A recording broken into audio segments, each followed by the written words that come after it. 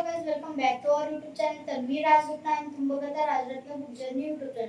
तर आजच्या व्हिडिओमध्ये आपण बघणार आहोत वर्ल्ड वॉर 3 म्हणजे इराण, इस्रायल आणि अमेरिका यांचं युद्ध. तर अमेरिका आणि इस्रायल हे इराणवर युद्ध छिडत आहेत. तर आजच्या टाइम न घालता आजच्या व्हिडिओला आपण सुरुवात करूया.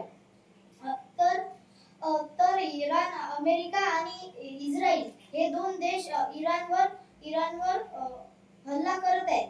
तर त्याचे दोन मुख्य कारण आहेत. पहिलं कारण म्हणजे ऑइल, जे सर्वात जास्त 50-60%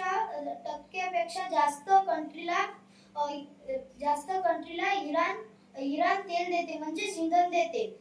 तर पहिलं कारण हे झालं कारण त्या देशात खूप तेल आहे. आणि दुसरं कारण म्हणजे 2003 साली इराणनी त्यांच्या प्रोटेस्टरला मारलं होतं, म्हणजे जीवाने मारलं होतं. 30 प्रोटेस्टर होते ते, आणि ते त्यांच्याबद्दल प्रोटेस्ट करत होते. आणि त्याच्यासाठी तेव्हा त्यांनी डोनाल्ड ट्रम्प यांनी ट्विट केलं होतं की आम्ही तुम्हाला तुमच्या हुकुमशाहून वाचवेल. तर हे एक मुख्य कारण होतं. आणखी यात वर्ल्ड वॉरची सुरुवात म्हणजे जगयुद्ध.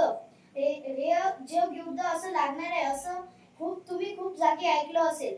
तर आता काय होते ते तर माहित नाही, पण आपल्याला जेवढं माहित आहे मी तेवढं तुम्हाला सांगतो.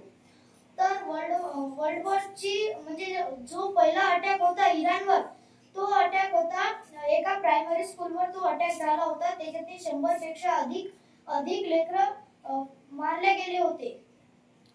तर हे अमेरिका आणि इस्रायल या दोन देशांनी मिळून त्या देशावर मिसाईल टाकण्यात आली होती. तर त्या दोन देशाने मिसाईल टाकली होती. पण इराणचं एअरबेस सिस्टम आणि जे ट्रॅकिंग वगैरे होते, ड्रोन्स वगैरे ट्रॅकिंग एवढी ऍडव्हान्स टेक्नॉलॉजीनी नव्हती. आणि तेच जर तुम्हाला उदाहरण देऊ ऍडव्हान्स टेक्नॉलॉजीचं, तर फॉर एक्झाम्पल दुबई येथे पण अमेरिका आणि इस्रायलने अटॅक केला होता. तर पहिला अटॅक फॉर्म्युलेट हॉटेलवर केला होता, प्लाम आयलंडवर. पण ते सक्सेसफुल झाला. आणि असेच बुर्ज अरब आणि बुर्ज खलिफा या दोन जागी पण अटॅक करण्यात आले होते.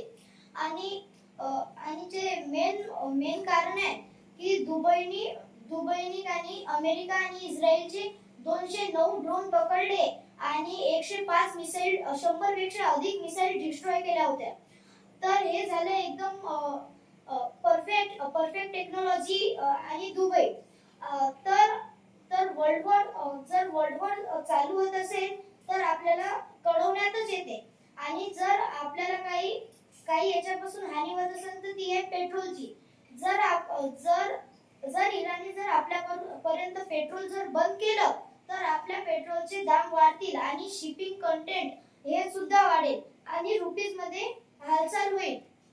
तर भारतीय लोकांसाठी हे एक मेन कारण असू शकते. आणि जर इराणच्या ऍक्टने जर पाहिलं तर इराणच्या ऍक्टने हे लागू केलं आहे, त्याच्यामुळे पेट्रोलचे दाम वाढले आणि डिझेलचे दाम कमी झालेले आहेत. तर तुम्हाला हे व्हिडिओ आवडला असेल तर आपल्या चॅनलला नक्की लाईक आणि सबस्क्राईब करा. तर धन्यवाद, थँक्यू.